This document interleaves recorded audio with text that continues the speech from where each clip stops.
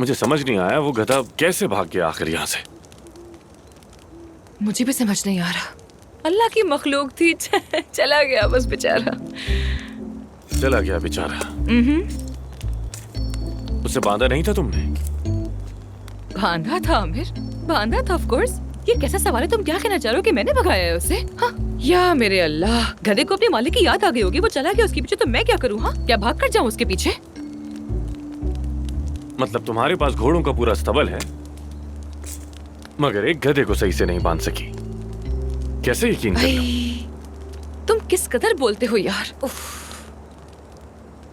Anyway, अब तो गधा भी भाग गया और मैं भी यहाँ पे फंस गई। अब कहीं नहीं जा सकती, तो मजबूरन यहीं पे रुकना पड़ेगा मुझे।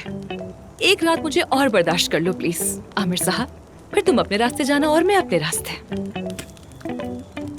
ठीक है, लेकिन सुबह सवेरे जाना होगा। सुबह सवेरे।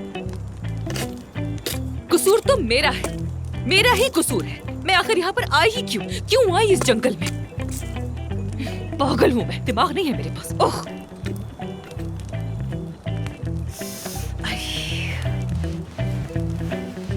सर्दी लग रही है, तुम्हें चाय दूं क्या?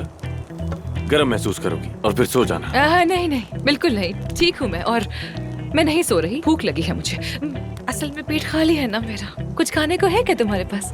तैयार कर दो ना। हाँ करता हूँ, अभी करता हूँ। Thank you. कुछ लाइट सा प्लीज। हाँ,